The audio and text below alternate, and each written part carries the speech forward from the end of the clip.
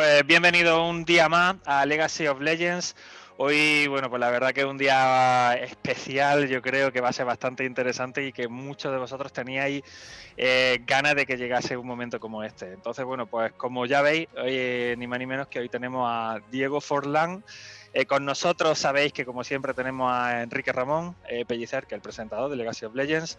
Y si os parece bien, pues bueno, pues voy a pasar antes de nada a que continúe Enrique, Quique. ¿Qué tal? ¿Cómo estáis? Diego, Quique. ¿Qué tal? Buenas tardes, Rafa, ¿cómo estás? Fenomenal. ¿Qué tal? ¿Cómo están? Buenas tardes, Rafa, Quique. Bueno, para mí es un día especial hoy, porque hemos hecho muchas entrevistas aquí en Legacy of Legends. Yo creo que hoy lo de Legacy of Legends se nos queda corto. Estamos ante pues, uno de los mejores delanteros de la historia, sin duda, sin ninguna duda, y aparte es un gran amigo, una grandísima persona. Y bueno, una persona con la que pues, convivimos y tuvimos muchas vivencias a lo largo de todos estos años. ¿Qué tal, Diego? ¿Cómo estás? Todo bien, contento de estar acá. Bueno, obviamente una entrevista más de las tantas que hemos hecho y bueno, acá disfrutando del tiempo libre con la familia en Uruguay. Ahora se está viendo buen clima, así que la verdad que muy contentos. Rafa, te voy a contar un secreto. Yo creo que es la primera entrevista que le hago a Diego en toda mi vida. Porque siempre estaba yo al otro lado y siempre las preparábamos cuando estaba en el Atlético. Va a ser la primera. Igual lo importante de esto es, creo que la diferencia acá es que esté yo, ¿no? Que la gente me quiere ver, pero si Quique estuviera de este lado y le hicieran las mismas preguntas, creo que respondería casi igual, porque me conoce tanto que respondería como voy a responder yo más adelante. No, es difícil porque conozco a pocas personas que hablen tan bien como Diego. Bueno, Diego, cuéntanos. A mí me gustaría empezar por tu infancia. La gente conoce a Diego Forlán, el mito, ¿no? El mejor, uno de los mejores delanteros de la historia, pero ¿cómo era ese chaval jovencito con 4 o 5 años? ¿Sabes? Que no sabe si quiere ser futbolista, si quiere ser torero.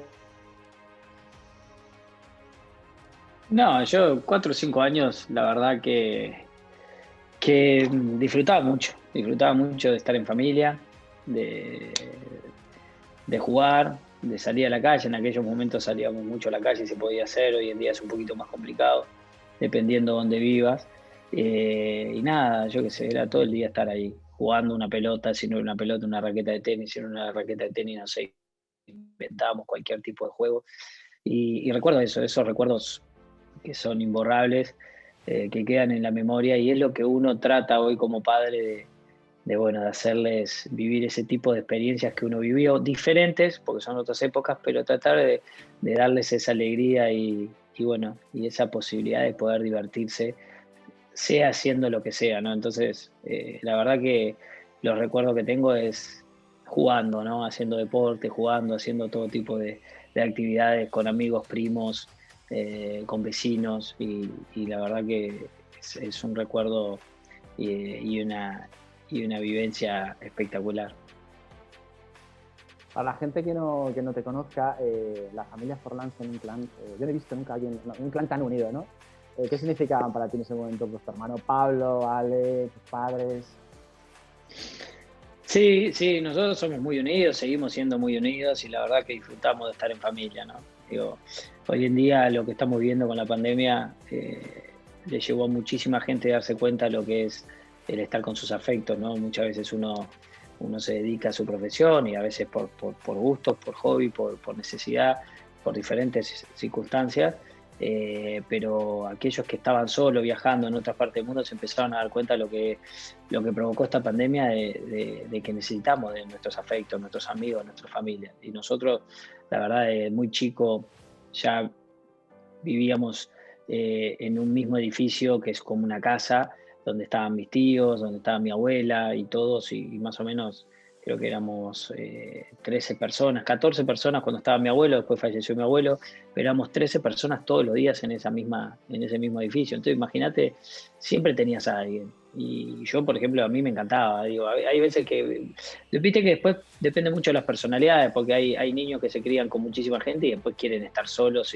y salen totalmente lo opuesto. En el caso mío, yo cuanta más gente tengo cerca, más me gusta. Vos lo viviste, lo experimentaste en aquellas momentos cuando estábamos en el Atleti, los finales de liga, donde venían muchísimos amigos de mi padre, muchísimos amigos míos, y a veces en casa éramos entre 15 y 18 personas. A ver, era solo un mes, pero lo disfrutaba y era algo espectacular. Y bueno, prueba de ello era de lo que viví y experimenté desde muy chico y para mí es todo, ¿no? Es lo que le da sentido a la vida. Hablamos antes de tu familia, tu abuelo futbolista, tu padre futbolista, tu hermano futbolista, o salías futbolista o tú tenías un problema en casa, ¿eh? Y bueno, no, mira, yo qué sé, digo, había que ver. Obviamente que mi padre en ese momento, Pablo, había salido jugador también. Y sí, digo, él conociendo lo que fue, lo que vivió, la experiencia que le tocó tener jugando al fútbol, ver a sus hijos creo que también termina siendo algo mucho, muy lindo, ¿no? Entonces, hoy en día tengo los hijos y bueno, obviamente que te digo, sí, me encantaría que mis hijos jueguen al fútbol, pero bueno, habrá que ver el día de mañana, pero sin lugar a duda que toda la familia, mi abuelo, mi papá, Pablo y bueno, y yo, terminamos jugando al fútbol y la verdad que es algo espectacular. Rafa, no sé si lo sabes, poca gente lo conoce, pero ganamos a uno de los mejores delanteros de la historia, pero perdimos a un grandísimo tenista. Se quedó ahí por el camino, ¿verdad, Diego? Hubo un momento en el que tuviste que decidir entre el fútbol y el tenis. Cuéntanos cómo fue ese momento. No, bueno, a ver, siempre digo, después viste el periodismo lo utiliza y son buenos títulos entre el tenis y el fútbol. Tuvo que decidir, tampoco fue tan así, fue cuando tenía entre 14 y 15 años y bueno, me gustaba mucho jugar al fútbol como también al tenis. Pero bueno, si hubiera decidido por jugar al tenis, yo qué sé, hay un largo camino de ahí a ser profesional y a que te vaya muy bien. Es un deporte muy exigente, muy individualista. Sí, tenía condiciones, pero de ahí a que hubiera sido un buen jugador de tenis, no lo sabemos. Menos mal que me decidí por el fútbol, la verdad que era el deporte que más me gustaba. Obviamente que me gusta mucho el tenis, pero si tengo que elegir entre uno u otro, no hay duda que el fútbol es el que más me gusta. Y bueno, se fue dando de esa manera y bueno, comencé a jugar, comencé a dar mis primeros pasos en inferiores, en diferentes equipos acá en Uruguay. Y bueno, poco a poco fui creciendo y bueno, se me dio la oportunidad de debutar en Primera División.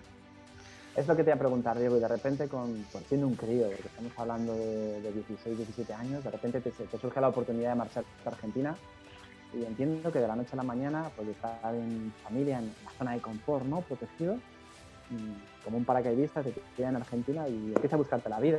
¿Cómo es ese momento? ¿Cómo lo vive un crío, el hacerse hombre de la noche a la mañana? Sí, no es fácil, no, digo, yo cuando era muy chico papá me constantemente estaba diciéndome la palabra sacrificio, ¿viste? Y en ese momento era difícil de entenderla, no encontraba el peso ni el valor del significado de esa palabra, ¿no? A medida que fui creciendo y lo que fui eh, viviendo, me fui dando cuenta del sacrificio que uno tenía que hacer, ¿no? De las cosas que uno tenía que dejar de lado. Tuve la experiencia en el año 96 que fui a Nancy a probarme, no a probarme, pero a hacer una experiencia ahí en Francia por intermedio de unos amigos de mi padre y donde estuve 2 meses en el mes de enero y febrero, donde la verdad que hacía muchísimo frío y la verdad que fue duro porque no pensaba que iba a ser de esa manera, que iba a extrañar tanto, que me iba a costar tanto.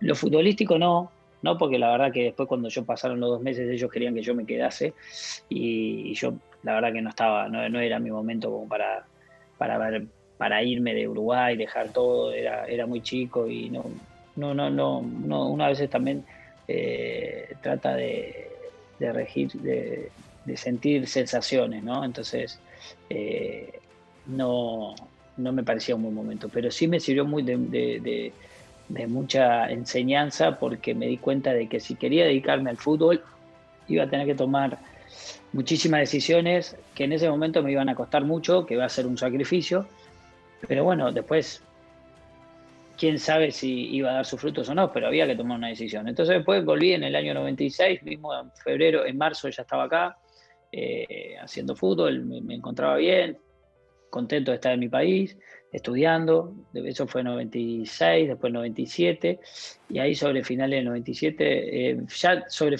inicio del 97 ya empecé a tomar la decisión de decir, bueno, me parecía que podía buscar otro horizonte en otros lados, como podía ser en Argentina, y bueno, ahí tomo la decisión de irme para Argentina, sabiendo todo lo que iba a extrañar o todo lo que me iba a costar y el sacrificio que iba a tener que hacer para irme para allá, ¿no? Habiéndolo vivido en el 96, por más que en realidad no era algo que yo iba para querer quedarme, ¿no? Sino yo fui a hacer una experiencia, a entrenar, a conocer el nivel, a probarme también. Pero bueno, yo tengo esa capacidad de poder analizar, por más que yo sé que no me iba a quedar, darme cuenta de decir, bueno, en ese mes, 2 meses que estuve ahí, decir, bueno, esto va a ser más o menos, si yo el día de mañana me quiero ir a jugar al exterior, va a ser lo que me va a tocar vivir. Entonces, trato de ponerme en ese lugar. Entonces, de eso aprendí mucho. Igual cuando tomé la decisión, me fui a Argentina, me costó, porque no fue nada fácil, por más que estamos muy cerca y estamos a media hora de avión, 2 horas y media de barco y 6 horas de auto, no dejas de estar lejos. Y bueno, y el cambio de salir de tu casa, de tu barrio, de tu zona de confort, de tus amigos. Pero la verdad que tengo una imagen que la tengo guardada hasta el día de hoy, caminando hacia la vía del tren por la zona de Avellaneda, que era el modo de transporte, el medio de transporte para ir a los entrenamientos.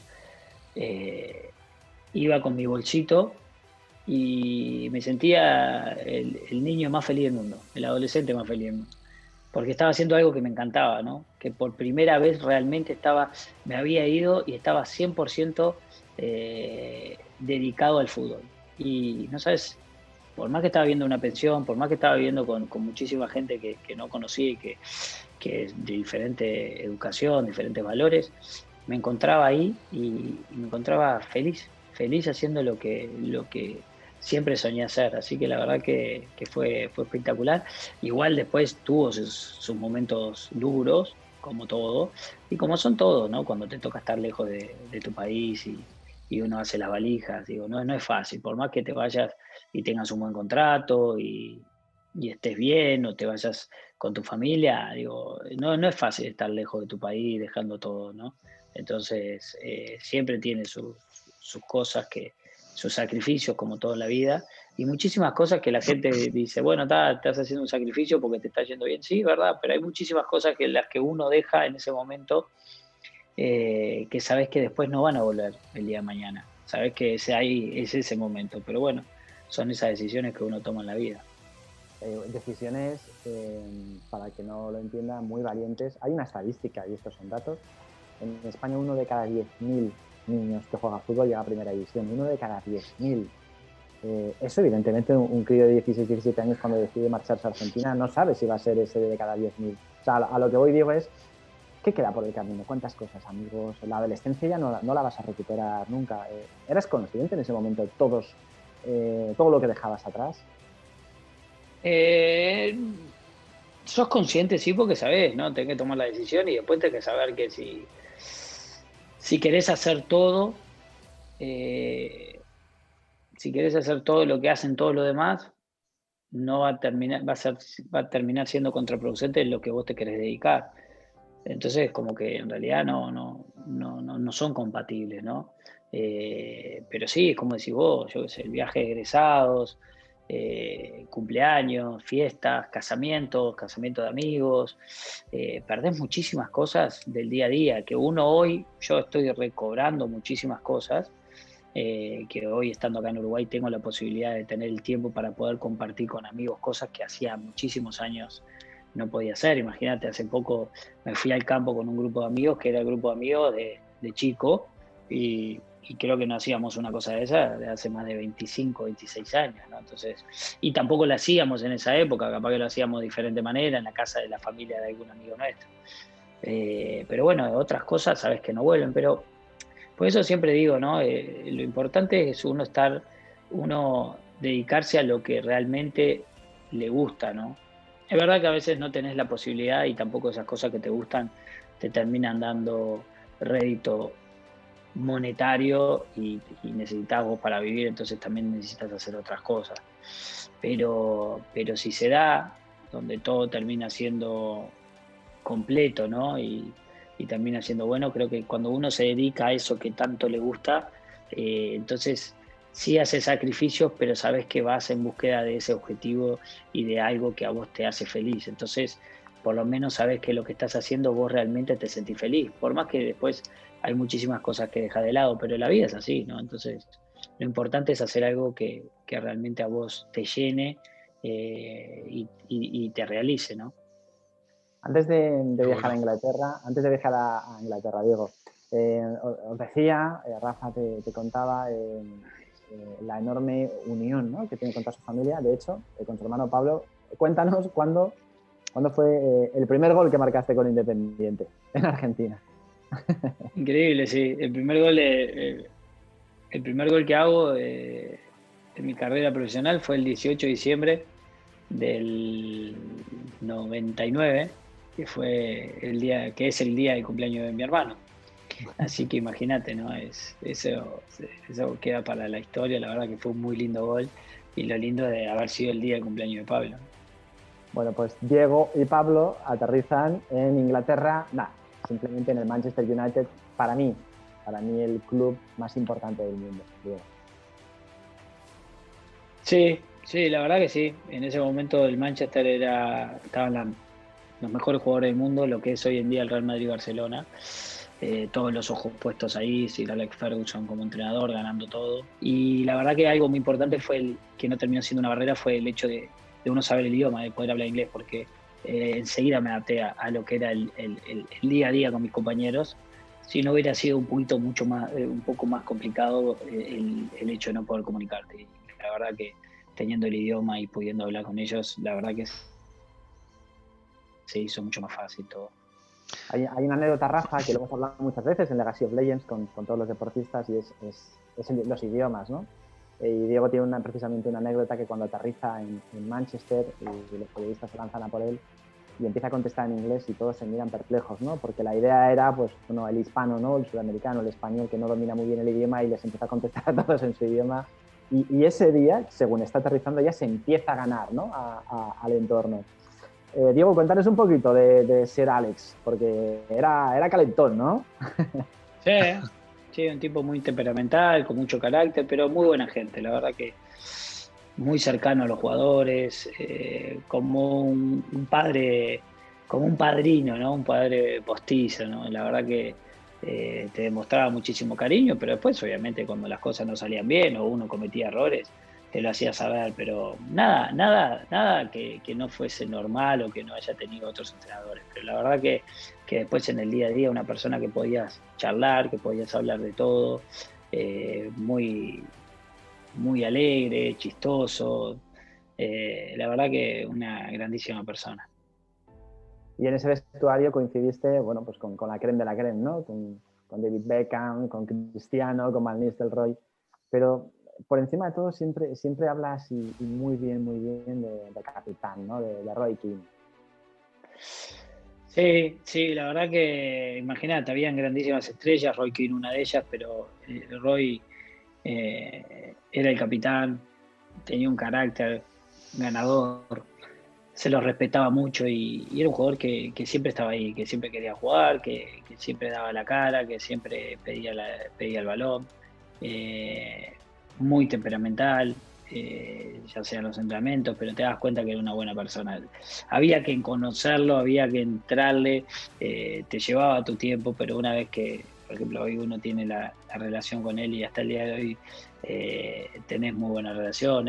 La última vez que lo vi fue en la Copa del Mundo de Rusia y estuvimos ahí interactuando varias veces en el mismo hotel y la verdad que nos reíamos y tenemos una grandísima confianza, pero hay que conocerlo y la verdad que hay que ganarse su confianza, pero un grandísimo capitán, uno de los mejores capitanes que he tenido a lo largo de mi carrera. Hablando antes de David Beckham, la imagen que tenemos todos es de pintón, ¿no?, de guapete y tal, pero era muy bueno, era muy buen jugador. Sí, David, la verdad que era a nivel de calidad técnica impresionante, ¿no? Una persona que tenía una pegada muy buena, un jugador que conocía su posición muy bien y físicamente era un jugador que la verdad que no se cansaba. No, no, era un jugador no solo que tenía lo que es la imagen, sino hasta el día de hoy, ¿no? Uno de los jugadores con mejor imagen a nivel mundial, pero dentro de lo que era el entrenamiento, en el día a día y lo que trabajaba y la técnica, un grandísimo jugador. Es que estoy empezando a recordar esa etapa del Manchester y como para no entrenar, ¿no? Con Roy Keane, con David Beckham, me imagino Cristiano, otro animal, ¿no? De los entrenamientos y del día a día. También, sí, Cristiano llegó muy joven, pero ya se lo veía con unas condiciones bárbaras, como una persona que entrenaba mucho. Él dijo en alguna entrevista que aprendió mucho de verme entrenar a mí, que bueno, estábamos ahí también entrenando bastante, él haciendo sus rutinas, yo haciendo las mías, pero se lo veía que con unas ganas bárbaras, con unas condiciones impresionantes y, y con un objetivo claro, ¿no? Que quería ser el mejor, intentar llegar a ser el mejor y bueno, lo ha hecho, ¿no? Ahí hay una Hablamos, cosa que quería preguntarle yo a Diego también, que es bastante interesante acerca de que en Uruguay, bueno, pues que hay, o a nivel mundial, yo creo que hay una fama de que los uruguayos sois muy competitivos en el sentido que tenéis ese espíritu ganador o esa gana siempre de mejora o de siempre de conseguir esas cosas, esos logros, ¿no? ¿Qué opinas acerca de eso? De eso que creo que os distingue y que es famoso a nivel mundial, ¿no? Sí, la verdad que nosotros, mucha gente le llama garra charrúa, pero sí, nosotros somos muy competitivos, ¿no? Y yo creo que nos ha beneficiado mucho el estar geográficamente entre Brasil y Argentina, entre dos potencias, y un país Qué tan bueno. chiquito en el medio, donde no nos queda otra que luchar y pelear. Y bueno, por más que sí somos un país muchísimo chico en proporción, ¿no? Sabemos que a la hora de competir, eh, si somos uno contra uno, somos dos contra dos, 11 contra 11, hay que competir. Digo, no importa que tu país sea más grande o que económicamente sea más fuerte. Es decir, nosotros sentimos que el que vaya a competir contra nosotros, que nos demuestre que realmente es mejor, que bueno, que lo demuestre donde tiene que hacerlo, ¿no? Entonces, en eso nosotros nos sentimos con mucha confianza, no damos ninguna por perdida, somos luchadores, competitivos y bueno, es una característica que tenemos, ¿no? Qué Diego, bueno. después de Inglaterra, de repente apareces en Villarreal, que no existía en el mapa mundi del fútbol. A ti te van los retos, ¿no? Porque, repito, en una ciudad tan chiquitita como Villarreal, que es un pueblecito, y lo llevan a las semifinales de una Champions. ¿Cómo viviste toda esa época? Por no hablar ya de la bota de oro que hablaremos luego, pero esa época, ¿no? Un desconocido como es el Villarreal a todas unas semifinales de Champions.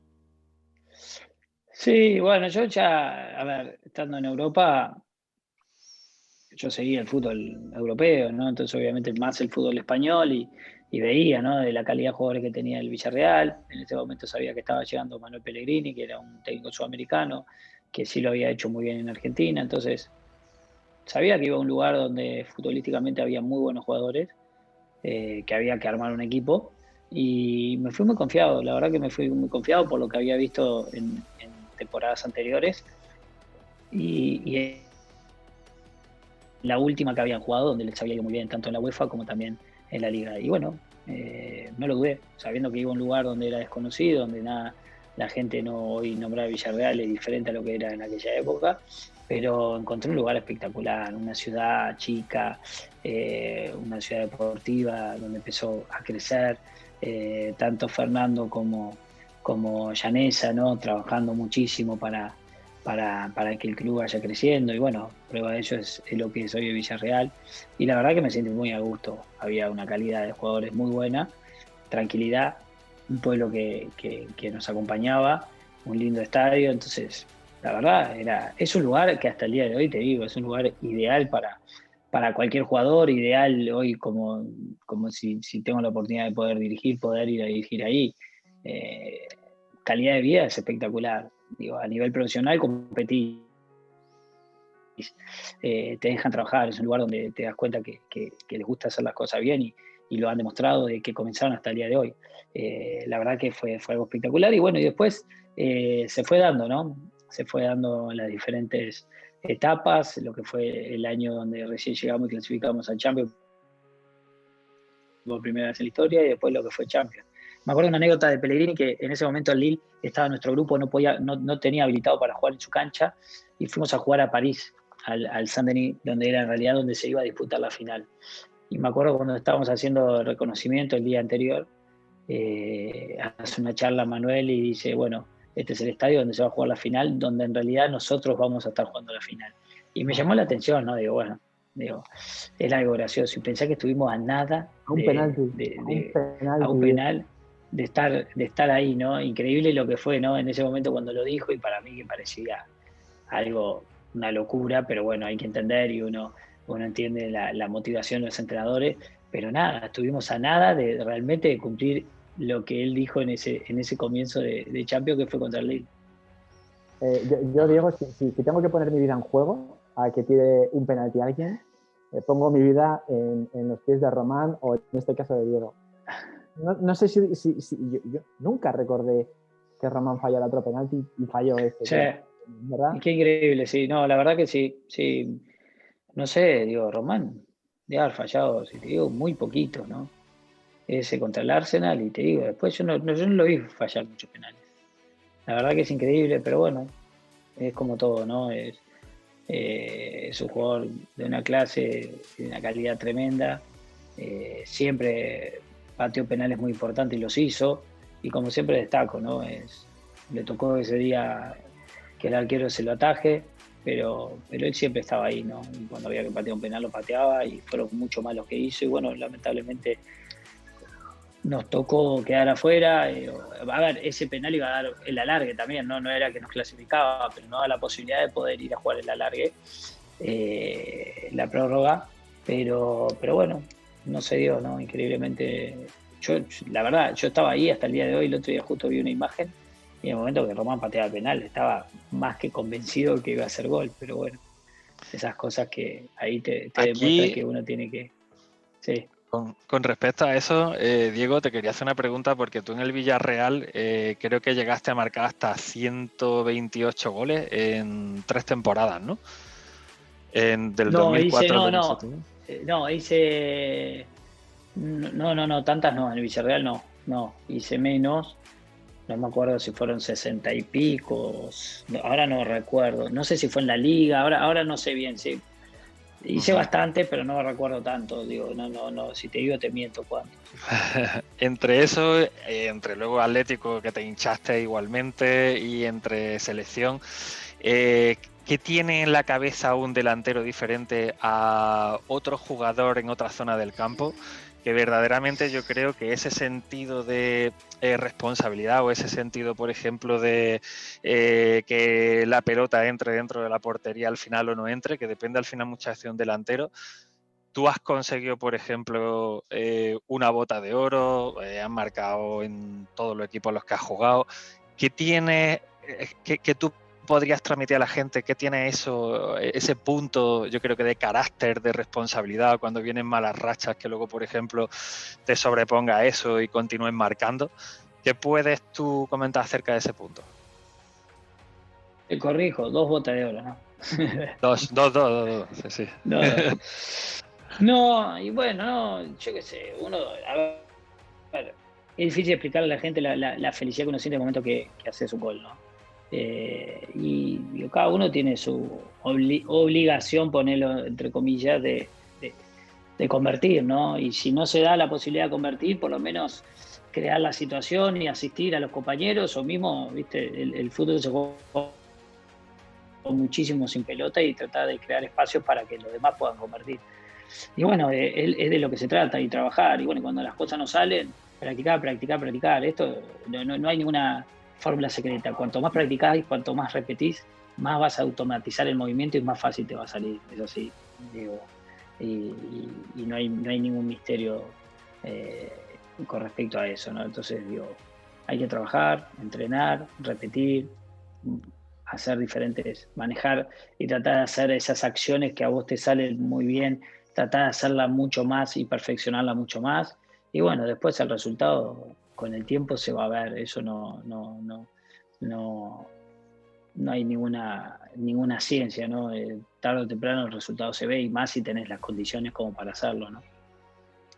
Diego, retomando, Bueno, retomando lo de antes, de reto a reto, ¿no? De Javier Real, aparece en el Atlético de Madrid, tiene que sustituir a un ídolo como Fernando, un equipo que llevaba sin ganar, fíjate, en Europa llevaba más de 40 años, y lo recuerdo perfectamente que llega un miércoles a Madrid, 2 días después jugamos un partido en Europa, primer partido que juega marca un gol, clasifica al equipo para la UEFA y se vuelve de vacaciones. Esto fue, hola, soy Diego Forlán y aquí estoy, ¿no? ¿Cómo viviste esos comienzos, Diego, en el Atlético de Madrid? Vaya club, ¿eh? Sí, un club espectacular. Y bueno, otra anécdota que cuando estábamos en De María comiendo con Cerezo, dice, aquellos jugadores que debutan y hacen un gol les ha ido muy bien acá en el club. Y bueno, increíblemente ese partido que decís vos me toca venir, estar 2 días. Yo venía a jugar la Copa América, jugar el partido, empezar y a los pocos minutos hacer el gol y bueno, clasificar a UEFA, de ahí después tener un par de días de vacaciones y después volver. Y la verdad que bueno, ya enseguida, ¿no? Esa comunión con la gente, el gol, sin lugar a duda, tener ese debut y que haya sido con gol, también abrieron los caminos y terminó siendo mucho más fácil, pero bueno, obviamente que después había que seguir y seguir trabajando y bueno, no hubieron momentos muy lindos como también otros momentos duros, pero es lo que ha pasado siempre y pasa en muchísimos equipos y en las temporadas que son largas, pero la verdad que la relación con la gente fue espectacular y sigue siendo espectacular. Hoy en día, por esto de la pandemia no estamos pudiendo viajar, pero tengo la oportunidad de viajar cuando se ha dado el año pasado y cuando estoy en Madrid, el cariño que me demuestra la gente es algo muy lindo. Estamos hablando hace 14, 15 años. Ese primer día el afición empezó a corear uruguayo y hoy, cada vez que la gente corea uruguayo es por Diego y por todos esos goles, por esos títulos, por esa bota de oro. Rafa, la única bota de oro de la historia del Atlético de Madrid la tiene este señor, aquí, Diego Forlán. Vaya año, 2010, madre mía. Sí, fue un año espectacular dentro de lo que fue el comienzo con el Atlético de Madrid, jugando, teniendo chances ahí en la Champions, después quedando afuera, y bueno, nos dio la UEFA Europa League, y bueno, llegamos a la final, la ganamos, siendo una final bastante dura y peleada, pero el equipo merecía ganar en los 90 minutos. No se dieron los penales, no era algo que quería, no era que no tenía confianza, pero como los penales es más a suerte y verdad, ¿no? Por más que tengas buenos pateadores, a veces se da que te podés perder la final. Entonces quería evitar y bueno, se dio en ese minuto 116, casi 117 el gol de la victoria y pudimos festejar. Después no se nos dio en la Copa del Rey, ahí en el Camp Nou, poder ganarle al Sevilla, pero bueno, había sido también la oportunidad de llegar a esa final. Estuvimos tan cerca de ganarla y en el medio vino el Mundial, que fue algo espectacular también, con el Balón de Oro, siendo goleador, habiendo salido cuarto con la selección, habiendo estado muy cerca de haber tenido la posibilidad de disputar la final con España, que hubiera sido, y es esa espina que te queda, ¿no? De lo que hubiera sido esa final, por más que España tenía una grandísima generación de muy buenos talentos, de grandísimos jugadores, pero bueno, a un solo partido nunca sabes, y en el fútbol sabes que estas cosas pueden suceder, que entre el mejor y el peor hay un solo gol de diferencia, y bueno, y la vuelta a tener vacaciones, jugar la Supercopa con el Inter Milán y ganarla, ¿no? Me acuerdo en ese Mundial, Diego, Balón de Oro, mejor jugador del Mundial, máximo goleador, que la gente no lo recuerda. 5 goles empatado con Snyder, con Müller y con Villa. Y recuerdo un titular de prensa que decía, demasiado Forlán para el resto del mundo, porque los iba vacunando a todos. Él sacaba los corners, sacaba las faltas, tiraba los penaltis, metía los goles. Lo hacía absolutamente todo, ¿no, Diego? Demasiado Forlán para el resto del mundo. Hubieron momentos muy buenos en mi carrera donde yo sentía esa energía y ese envión. Me ha pasado con el Villarreal, con el Atlético de Madrid también, varias veces en la final de Liga, donde pelota que tocabas, pelota que hacías goles. Y la verdad que en el Mundial fue algo de esa. Fue parecido a lo que se me había dado en los equipos, ¿no? Era un momento donde cosas que hacía me salían bien, el remate iba a portería, asistía, entonces la verdad que la confianza era muy buena, me encontraba en un momento profesional muy bueno, en una edad con una buena experiencia y personalmente también, ¿no? Entonces eso se vio reflejado, la verdad que teníamos un buen equipo, había muy buenos jugadores, había una buena comunión entre todos y bueno, pudimos hacer un mundial espectacular, ¿no? Después pasó por el Inter de Milán, donde llega hablando italiano. Después se va al Inter de Porto Alegre, donde habla portugués. Estamos hablando con una persona políglota, pero ya lo que yo ya no me podía creer, Diego, es esa primera rueda de prensa en Japón, cuando vas a Osaka. Cuéntanos un poquito, ¿cómo fue ese día? No, como decís vos, no había llegado la primera vez a Inglaterra, había hablado en inglés, después obviamente en España es la misma lengua, entonces digo, no había mucho misterio, después en Italia, después en Brasil, y se dio la oportunidad de ir a Japón y dije, bueno, como agradecimiento tengo que intentar hacer una conferencia de prensa hablando en japonés, obviamente que era algo de lo que yo tenía estudiado y practicado, había escrito en español lo que yo quería decir y bueno, en eso una persona que trabaja en la embajada japonesa me lo había traducido y bueno, lo estuve aprendiendo durante el vuelo, que es un vuelo largo de acá a Uruguay a Japón y bueno, cuando llegué allá aproveché y bueno, lo dije y bueno, después obviamente la conferencia necesité un traductor, no es que la hice sin traductor. Diego, tienes tres críos, dos varones. Yo no te voy a preguntar por lo que tú les dices a tus hijos. A mí me gustaría preguntarte, Diego, por lo que tú le dirías a los padres de los otros niños, si el día de mañana se dedican o tus hijos están en un equipo de fútbol, ¿qué les dirías a esos otros padres en la forma de educar a sus hijos? No, lo más importante es que los dejen ser quienes son, ¿no? Si quieren ser jugadores de fútbol, que no estén presionándolo, eso es lo más importante, que le den la libertad para que ellos mismos vayan experimentando cosas. Si ellos sí tienen interrogantes y quieren hablar con sus padres, sí, obviamente poder estar ahí para apoyarlos y darle el consejo que sea necesario, pero sí dándole su espacio, eso es lo más importante, ¿no? Rafa, no sé si tienes alguna pregunta más para Diego. Yo estaría horas hablando, pero no, La verdad no que está quiero... resultando interesantísimo. Yo, bueno, la última que la verdad que siempre le preguntamos a todos nuestros Legacy of Legends, que tú has conseguido llegar a lo más alto, ¿no? En el fútbol mundial, ¿no? Si tú tuvieses que darle un consejo, pues precisamente es una persona que se está iniciando, a ese Diego Forlán que empezó a dar sus primeros pasos en el mundo del fútbol, si pudiese hablar con él, ¿qué consejo le daría o qué le diría? ¿Vos decís darme un consejo a mí mismo cuando yo comenzaba? Sí. Sí.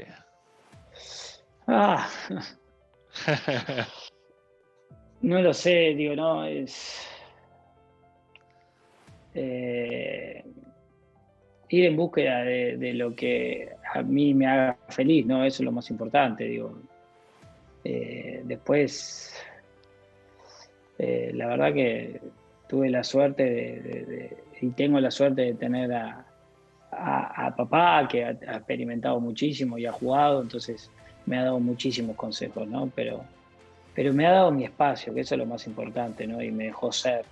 Y después yo, tanto con mis experiencias buenas o malas, me he dado cuenta y he tratado de cambiar o mejorar cosas, ¿no? Que eso es lo más importante. Pero como te decía antes, ¿no? El sacrificio es muy importante, el trabajo, el entrenamiento, la conducta, el querer entrenar día a día, eso es algo que necesitas, y más en este tipo de deporte donde es muy importante la automatización de los movimientos, ¿no? Pues por mi parte, Diego, Rafa, muchísimas gracias. Ya te digo, estaríamos horas hablando. Creo que es un placer hablar con alguien como Diego. Y bueno, muchísimas gracias, Diego, por tu tiempo. Por favor. Y un beso para toda la familia. Muchísimas gracias a ustedes, Rafa, Quique, la verdad que un placer y bueno, ya en algún momento haremos alguna otra entrevista, si Dios quiere. Muchísimas gracias, Diego.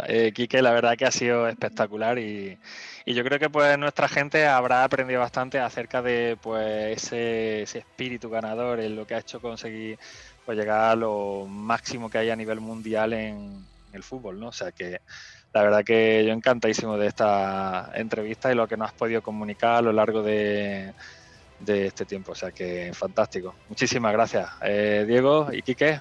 Nos vemos la próxima, ¿no? Sí. Un abrazo. Hasta luego, un abrazo. Hasta luego.